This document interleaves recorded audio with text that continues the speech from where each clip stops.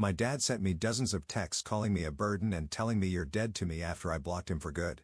When I asked him why he was doing this, he whispered, "Because you owe me everything." I didn't reply. That was 9 months ago. Yesterday, he was escorted out of court in handcuffs. My dad sent me dozens of texts calling me a burden and telling me you're dead to me after I blocked him for good. When I asked him why he was doing this, he whispered, "Because you owe me everything."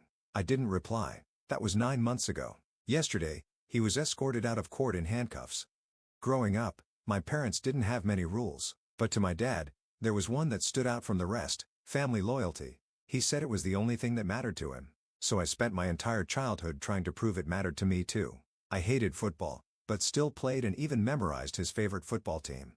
And whenever the topic of anything remotely related to family came up in school, I would volunteer the information that my dad's amazing and no one else can compare. And of course, I never complained to him about anything. Even when we'd play fight a little too hard and he left me with bruises, or when I heard him shouting at my mom over nothing. Because if I did one thing wrong, he'd go cold. Give me the silent treatment. Something I tried to avoid at all costs. Luckily, my mom didn't have that problem. So when I turned 15, they divorced. My dad seemed so genuinely heartbroken. He even gave me a chain with a broken heart on it, and said it was a reminder to be the man of the house for him. Well, I kept my promise, especially when my mom started seeing someone else. The plan was simple: scare my new stepdad away. Whenever he cleaned the house, I would trash it right after. Whenever he drove me to school, I'd blare the most sexual songs I knew. And practically every night that he stayed over, I'd run into my mom's bedroom and put on an Oscar-winning performance for Fake Night Terrors. "I can't believe it. I can't believe he's gone," I'd say while screaming, crying at the top of my lungs. But my stepdad wasn't giving up. Instead of just leaving or losing his patience, he'd sit me down to talk. Every single time, we must have had almost 100 conversations where I'd zone out while he tried to get me to open up. But I wasn't budging, because at this point, my dad was texting me almost every hour about how much he missed me. And more importantly, making me promise that I was doing everything I could for him to come back. It wasn't until I forgot to text my dad back for a whole day that I finally opened up, because as punishment, he was ignoring me for a week straight. I told him everything. How my dad had sent me money in exchange to make my stepdad's life hell. How he told me I was a horrible son if I didn't. I even showed him my bruises and injuries. My stepdad's face contorted for a second and he seemed genuinely disgusted. But then his face returned back to normal and he lunged at me for a hug. "You are so strong and so precious. I will do everything I can to protect you," he said. Up until that point, it was the most unconditional love I'd received from a male role model. And within seconds, I had tears running down my face, and I was getting snot all over his t-shirt. "Please, please, please don't tell my dad." Pinky promised me that he wouldn't tell my dad, and he wouldn't tell my mom either. That night, I couldn't sleep. My mind was replaying memories of my dad. Ones that I had always tried to push away. Ones that made him look really bad. Like when he shouted at my mom that she was the W word because she wanted to wear a dress above her knees. Or when I asked him why he wasn't as nice as the other dads at school, and he started throwing things at me. Suddenly, all my fear was replaced with a deep sense of anger. The type of anger that starts growing in your chest and fills your entire body. So I blocked him on everything. I deleted every photo we had together and finally threw out his BS broken heart necklace. I never wanted to see him again. Unfortunately, life isn't that easy. But the first few weeks were bliss. For once, it didn't feel like I was being monitored 24/7. I could do things like talk to friends or smile at strangers without being told I was a shitty, unloyal son. And turns out, my stepdad is actually pretty great. I didn't feel judged while talking to him and he listened without shouting at me to man up. But little did I know, my dad wasn't letting go as easy as I thought he was, and what he did next was something more sinister than I could have ever imagined. And soon, he wouldn't just make our family crumble, but our lives too. Robert, my stepdad, noticed the change right away. He didn't make a big deal out of it, but I caught him smiling at me more. One night, he asked if I wanted to help him make dinner. We made this ridiculous mess trying to make homemade pizza, and I actually had fun. My mom came home and found flour all over the kitchen and both of us laughing. She looked so happy, she almost cried. I started opening up to Robert more, not about everything at once, but little by little. He never pushed, just listened. When I told him about how my dad made me play football even though I hated it, Robert asked what sports I actually liked. I mentioned basketball and the next weekend he took me to a court and we just shot hoops for hours. I was terrible at it, which made it even better somehow. His shots would go wildly off target, sometimes not even hitting the backboard, and we both end up laughing until our sides hurt. "You know," Robert said while we were taking a break, "it's okay to like what you like. You don't have to pretend to be interested in things just because someone else wants you to be. Such a simple thing to say, but it hit me hard. I'd spent so long trying to be what my dad wanted that I barely knew what I actually enjoyed anymore. About 3 weeks after I blocked my dad, I was helping Robert clean out the garage when my mom came running in, looking pale. "Your father just called me," she said, her voice shaking. "He's furious that you've blocked him. He's threatening to take me back to court for alienation." My stomach dropped. I hadn't told my mom about blocking him. I hadn't told her much of anything about what had been going on. Robert gave me a look that said it was my choice what to share. I took a deep breath and told her a simplified version. The dad had been making me spy on them and try to break them up. That I'd gotten tired of it and blocked him. I left out the money and the worst of what he'd said. She didn't need that pain. Mom looked devastated. "Why didn't you tell me? I could have helped." Her eyes filled with tears, her hands trembling as she reached for me. "He said you'd choose Robert over me if you knew," I admitted, and I was scared. She hugged me so tight I could barely breathe. Robert stood awkwardly to the side until Mom reached out and pulled him into our hug too. We stayed like that for a while. This weird little family unit that somehow felt more real than anything I'd experienced with my dad. The next day, my mom called her lawyer. I don't know exactly what they discussed, but she seemed less worried afterward. She assured me I wouldn't have to see my dad if I didn't want to, at least not right away. There might need to be some family counseling eventually, but she would protect me. For about a week, things were calm.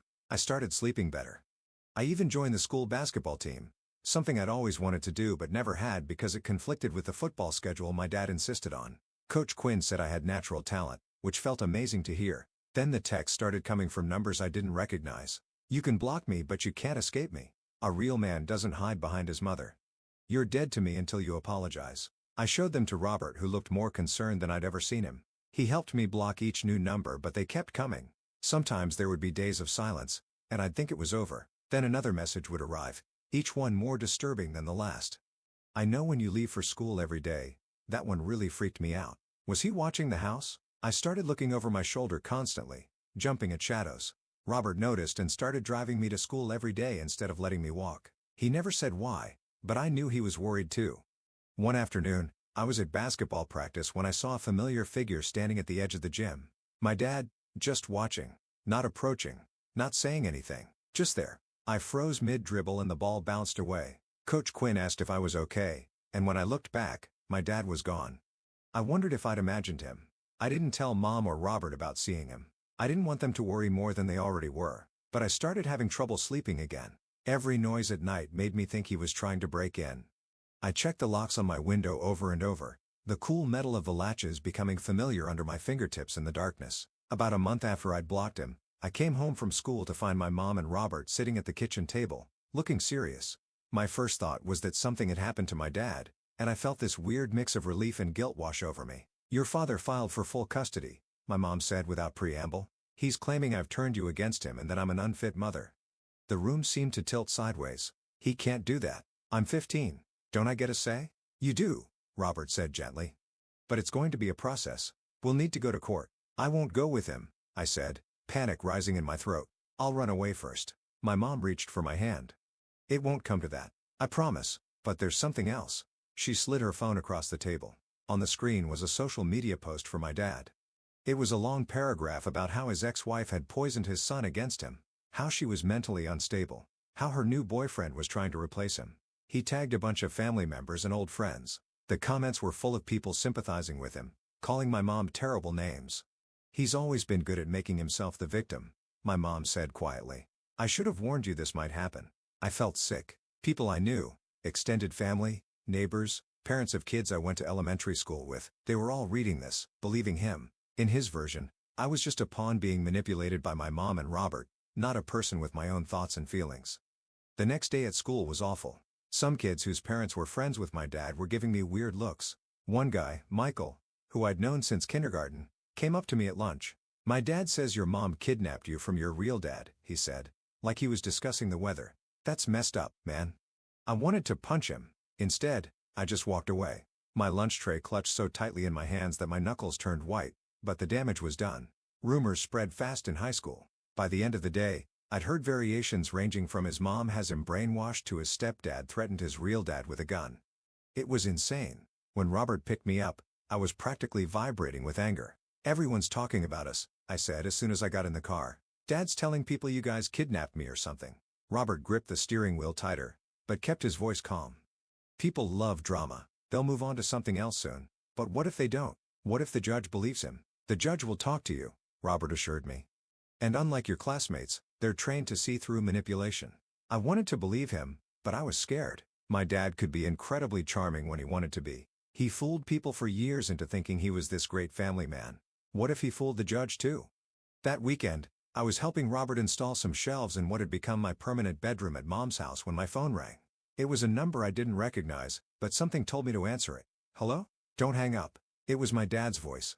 My hands started shaking so bad I nearly dropped the phone. I just want to talk. I should have hung up. Instead, I said, I have nothing to say to you. Robert had stopped working and was watching me with concern. I put the phone on speaker so he could hear. I miss you, son, my dad said. His voice doing that thing where it gets all soft and sad. Sad. I don't know what they've been telling you about me, but I just want us to be a family again. You threatened to take me away from Mom, I said. You're telling people lies about us. I'm fighting for you because I love you, he said. Your mother is keeping you from me. That teacher she's with isn't your father. I am. I looked at Robert, who mouthed, you don't have to talk to him, but stayed quiet. Robert treats me better than you ever did, I said, surprising myself with my boldness. He doesn't make me pretend to be someone I'm not. There was a pause, and then my dad's voice changed completely. The fake softness vanished, replaced by the cold hard tone I knew all too well. So that's how it is? You're choosing them after everything I've done for you? What have you done except make me afraid all the time? The words just poured out of me. You never cared what I wanted or how I felt. You just wanted me to be your little spy and mini-me. You ungrateful little piece of crap, he hissed. You think your mother and her boyfriend want you around? You're a burden to them. They're just using you to hurt me. Robert took a step forward, looking like he wanted to grab the phone, but I shook my head. I needed to finish this. No, Dad, you're the one who used me, and I'm done. I hung up and blocked the number immediately. My hands were shaking, but I felt stronger than I had in weeks. Robert didn't say anything, just put his hand on my shoulder and squeezed gently. Later that night, I overheard Robert and my mom talking in the kitchen. I wasn't trying to eavesdrop, but their voices carried.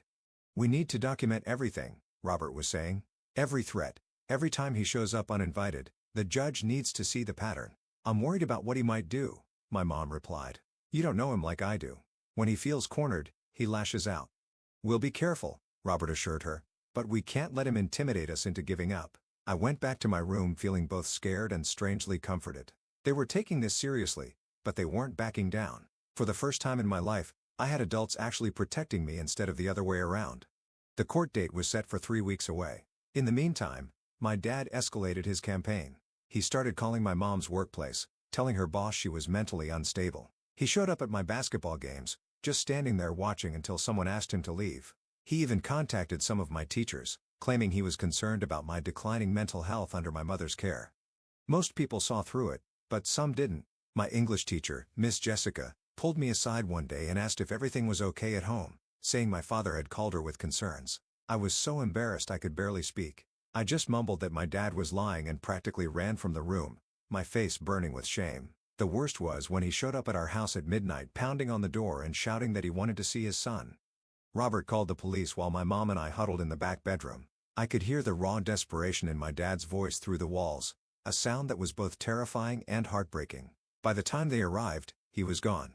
The officers took a report, but said there wasn't much they could do since he was my father and hadn't actually threatened anyone. After that night, Robert installed security cameras around the house.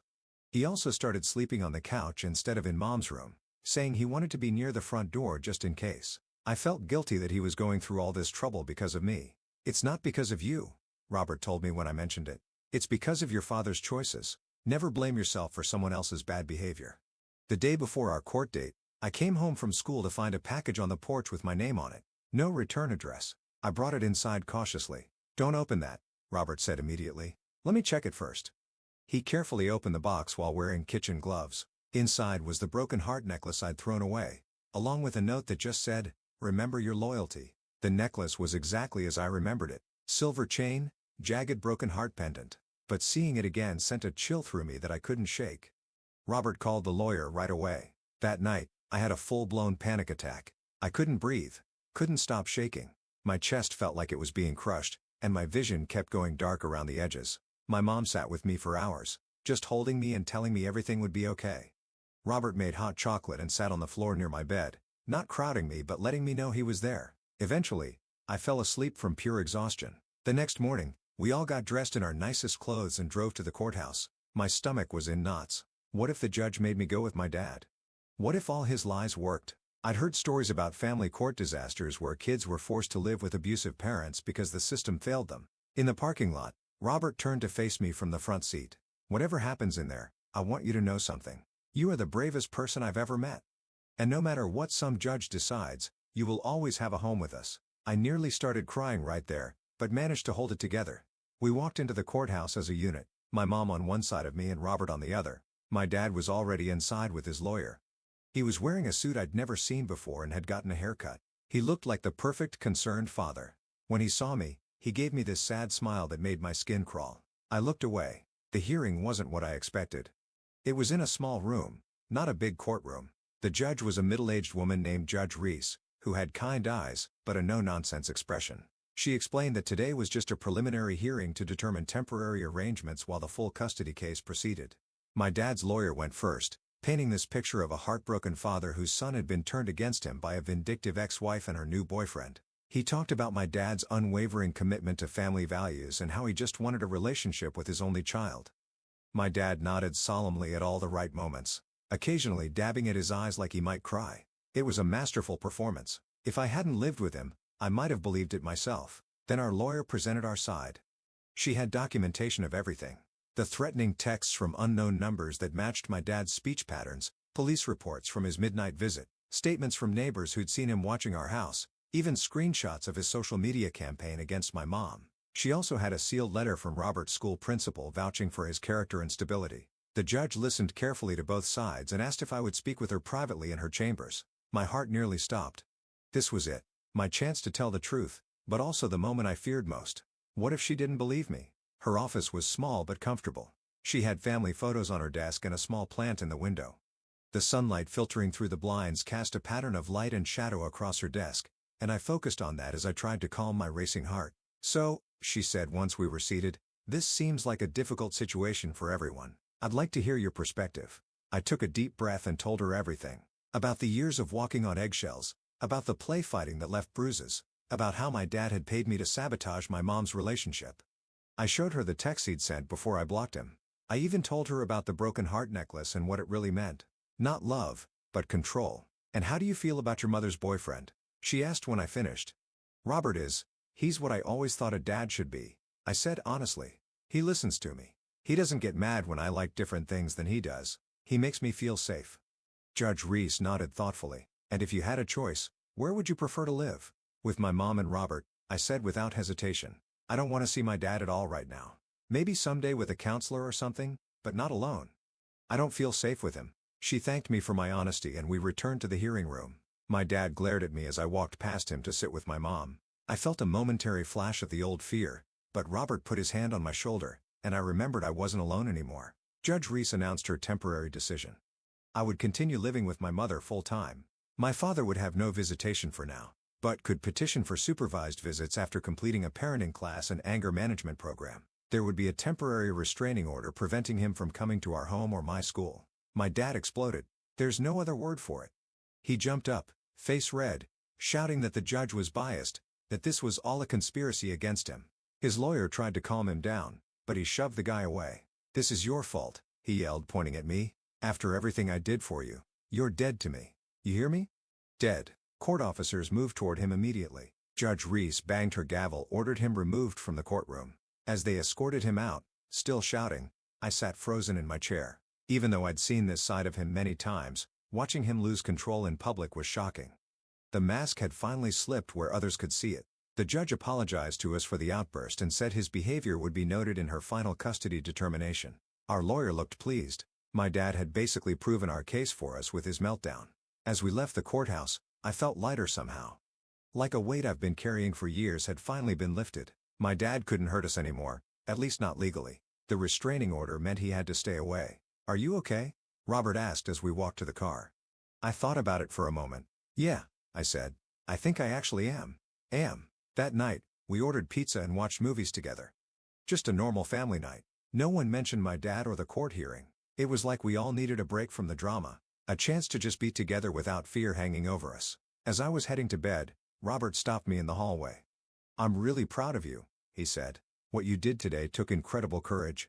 "I was terrified," I admitted. "That's what makes it brave," he said. "Doing something even though you're scared." I nodded, too tired for a deep conversation, but appreciating his words. As I turned to go to my room, he added something else. "By the way, I signed the permission slip for basketball camp this summer. If you still want to go." I'd mentioned the camp months ago, but had assumed it was out of the question with everything going on. The fact that Robert remembered that he was planning for a normal future where I got to do normal kid things hit me hard. "Yeah," I said, my voice a little rough. "I'd like that." I went to bed that night feeling something unfamiliar. Hope. Not just for tomorrow or next week, but for my future. For the first time, I could imagine a life where I wasn't constantly afraid. Where I could just be myself without consequences. Where family meant love and support, not control and fear. I knew it wouldn't be easy. My dad wasn't the type to give up, restraining order or not, and I had years of conditioning to overcome. The anxiety, the people-pleasing, the fear of making mistakes. But for the first time, I believed I could actually heal from my childhood. I had people in my corner now. Real people who loved me for who I was, not for what I could do for them. As I drifted off to sleep, I realized something else. I couldn't remember the last time I'd checked my phone for messages from my dad. I wasn't waiting for his approval anymore, and that felt like the biggest victory of all. I wish I could say things got easier after the court hearing, but that's not how life works, especially when you're dealing with someone like my dad. The restraining order kept him physically away from us, but he found other ways to make his presence felt. About a week after the hearing, my school counselor called me into her office. Apparently, my dad had been emailing all my teachers claiming I was being brainwashed and needed intervention. The counselor, Miss Barbara, seemed skeptical of his claims, but had to follow up. I ended up telling her a watered-down version of everything. She was actually pretty cool about it and promised to flag my dad's emails as harassment going forward. "Your teachers are here to support you," she told me, "not spy on you for your father." That was a relief. But things got weirder from there. My dad started contacting my friends' parents. James' mom called my mom one night, concerned because my dad had told her I was being abused by Robert. Luckily, she didn't believe him. She'd met Robert at a school function and thought he seemed great, but it was embarrassing knowing my dad was spreading these stories around. I tried to focus on basketball and school, but it was hard. Every time my phone buzzed with a notification, my heart would race thinking it might somehow be him. Robert noticed and suggested I change my ringtone and notification sounds. Such a simple thing, but it actually helped break that automatic fear response. One night about a month after the court hearing, I woke up around 2 a.m. needing to pee. As I walked past the living room, I noticed Robert was still up, sitting in the dark with just his laptop screen illuminating his face. He didn't see me, and I was about to continue to the bathroom when I heard him talking quietly on the phone. "I understand your concerns," he was saying, "but he's been through enough. The last thing he needs is more conflict." I froze, realizing he was talking about me. "No, I don't think that's a good idea," Robert continued. "Let's give him some time. He'll reach out when he's ready." I backed away quietly and returned to my room, forgetting about the bathroom entirely. Who was he talking to? It couldn't be my dad. Robert would never go behind my back like that, but it was definitely about me. The next morning at breakfast, Robert looked tired but normal. He didn't mention any late-night calls, and I didn't ask. Part of me was afraid to know. A few days later, I came home from basketball practice to find an unfamiliar car in our driveway. My first thought was that my dad had somehow gotten around the restraining order, and I nearly turned around and ran. But then the front door opened, and Robert stepped out with a woman I'd never seen before. "Hey," he called when he saw me hesitating. "Come meet someone." I approached cautiously. The woman was maybe in her 50s with graying hair and my dad's eyes. With a shock, I realized who she must be. "This is Karen," Robert said. "Your grandmother." My dad's mother. I'd met her exactly twice in my life. Once when I was too young to remember, and once at a family funeral when I was 7. My dad had always said she was too busy to visit, but I'd overheard enough arguments to know they didn't get along. "Hello," she said, looking nervous. "You've grown so much." I just stood there, not sure what to say. What was she doing here? How had she even found us?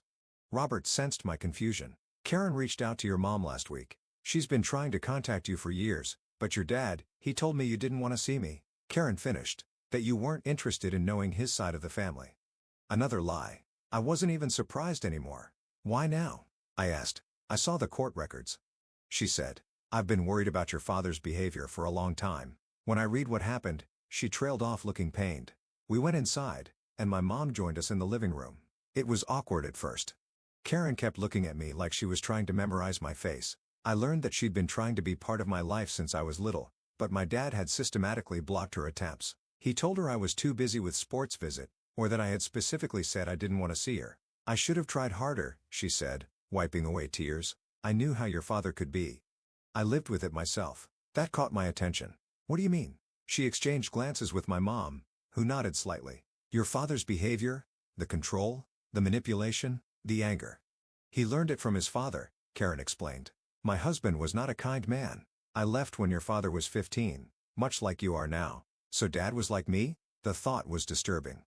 In some ways, she said carefully, but he made different choices as he grew up. I tried to get him help, but he refused.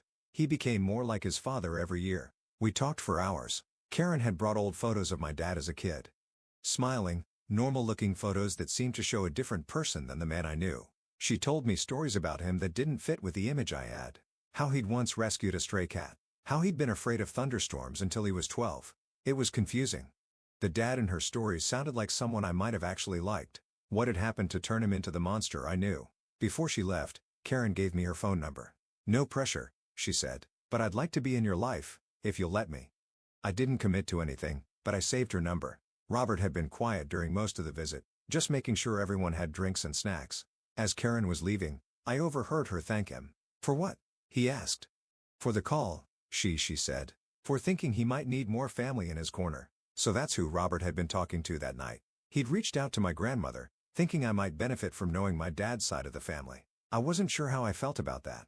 Part of me appreciated the thought, but another part felt weird that he'd done it without talking to me first. Later that night, I confronted him about it. You called my grandmother? Robert looked surprised, then guilty. I did. I should have discussed it with you first. Yeah, you should have, I said, feeling my anger rise. You promised not to go behind my back. You're right, he said simply. I broke your trust, and I'm sorry. His immediate apology deflated my anger a bit. He explained that he'd found Karen's information while gathering evidence for our case and had reached out thinking it might help me to know I had family beyond my dad who cared about me. But he acknowledged that he should have talked to me first. I messed up, he said. It won't happen again. The fact that he admitted his mistake instead of getting defensive like my dad would have made it hard to stay mad. I told him I needed time to process everything, and he respected that. Over the next few weeks, I texted with Karen occasionally. Nothing deep, just getting to know each other. She never pushed for more than I was comfortable with, which I appreciated. She sent me a few more old photos and told me stories about my dad's childhood that helped me understand him a little better. Not enough to forgive him, but enough to see him as a person who'd been damaged rather than just a monster. Meanwhile, my dad had been suspiciously quiet. No more calls to the school. No more contacting my friends' parents. Our lawyer said he'd completed the court-mandated parenting classes and anger management program in record time and was petitioning for supervised visitation. The thought of seeing him again made my stomach hurt. I talked to my therapist about it. Yeah. I had a therapist now. Robert had found one who specialized in family trauma, and I've been seeing her weekly. Dr. Taylor was pretty cool, not at all what I expected a therapist to be like. She didn't make me talk about my feelings if I didn't want to. Sometimes we just played basketball in her office with this mini hoop she had on her door. You don't have to see him if you're not ready, Dr. Taylor told me when I brought up the visitation request. The court will take your wishes into account. But what if I'm never ready? I asked. What if I never want to see him again? That's a valid choice too, she said. But I think what you're really asking is whether you should give him another chance. She was right. Part of me was curious about whether he'd actually changed. The stories from Karen had complicated my feelings about him, but the fear was still there, lurking beneath the surface. Here's what I suggest, Dr. Taylor said. Write him a letter, not to send, just for yourself. Put down everything you want to say to him, good and bad. It might help clarify your feelings. I tried it that night.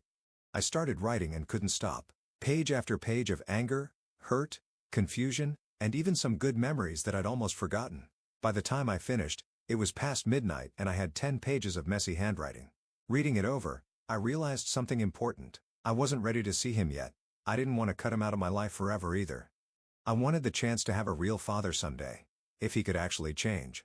I decided to agree to supervised visitation, but with conditions. It would be in Dr. Taylor's office, not the usual visitation center. And Robert would be allowed to wait in the outer office in case I needed to leave. The day of the visit arrived faster than I expected.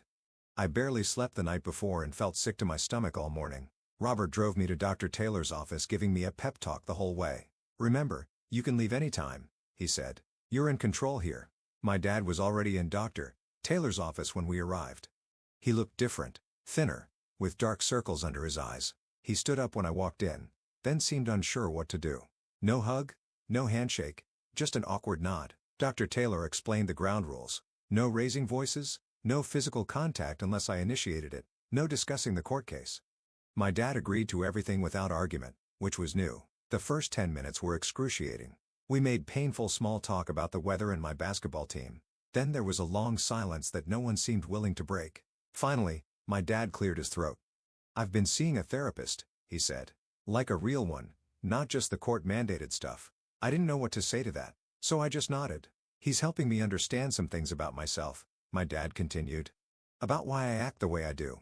It's not an excuse." But he trailed off, looking at his hands. "I'm trying to be better." "You've said that before," I pointed out, "after you and Mom split up." "I know. I wasn't really trying then. I was just saying what I thought would get you on my side." His honesty surprised me. "This time is different.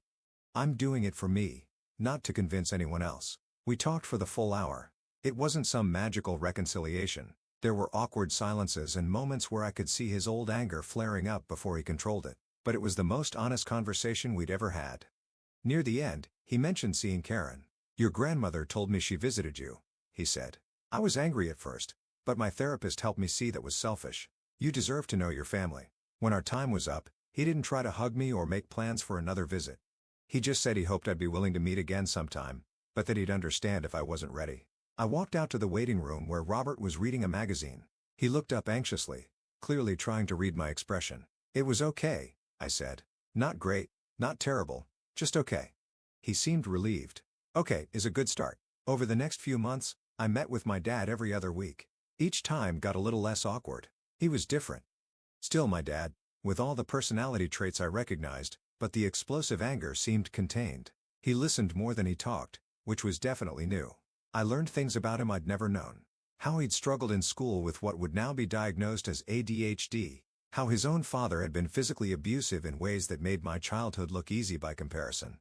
How he'd promised himself he'd never hit his kids and had kept that promise but channeled his anger in other damaging ways. Understanding him better didn't erase what he'd done, but it helped me see him as a flawed human rather than a monster. And seeing him work on himself gave me hope that maybe someday we could have some kind of relationship. Meanwhile, life at home settled into a new normal.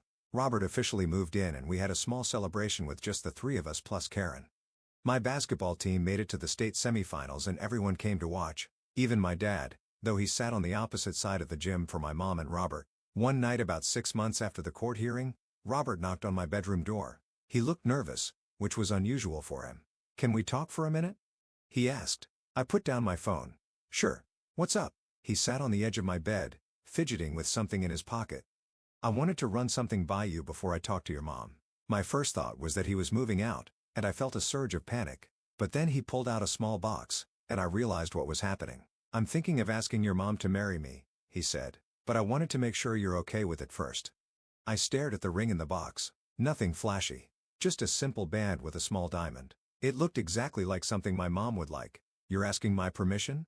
I said, surprised. "Not permission exactly," he clarified. "More like, I want us to be a family, all three of us. If you're not ready for that, I can wait." I thought about how different this was from my dad's approach to everything. Robert wasn't telling me what was going to happen or manipulating me into accepting his decision. He was actually considering my feelings as equal to his own. "I think you should ask her," I said. "She'll say yes." His face lit up. "You think so?" "I know so," I said confidently. "She looks at you like you're her favorite person in the world." He proposed the next weekend during a picnic at the park. I helped set it up, keeping Mom distracted while Robert arranged everything. When she said yes, they both looked over at me and Robert waved me over to join their hug. It wasn't weird or forced. It just felt right. That night, I found the broken heart necklace my dad had sent back to me. I'd kept it in my desk drawer, not wanting to throw it away again, but not wanting to see it either. I took it out and looked at it for a long time, thinking about everything it represented. The manipulation, the control, the twisted idea of loyalty my dad had tried to instill in me. Then I put it in an envelope along with a short note.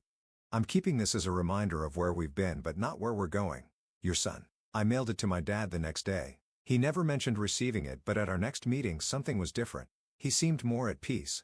Less like he was trying to win me back and more like he was just trying to know me.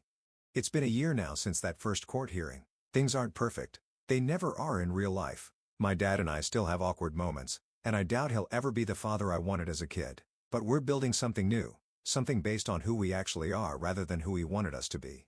Robert and my mom got married in a small ceremony last month. I was the best man.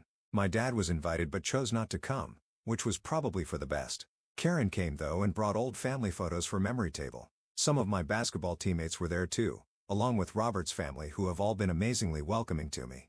Yesterday, Robert asked if I'd be okay with him legally adopting me, not to replace my dad, he explained, but to make official what we already feel, that we're family. I'm thinking about it. Part of me loves the idea, but another part worries about how my dad will take it. Dr. Taylor says that's normal. Balancing my needs against others' feelings is part of growing up. I don't know what I'll decide about the adoption or what the future holds with my dad, but for the first time in my life, I'm not afraid of making the wrong choice. I know that my worth isn't tied to pleasing someone else, that real family supports you no matter what, and that loyalty should be earned, not demanded. And that broken heart necklace? I don't need it anymore to remind me who I am or where I belong. I found my real home.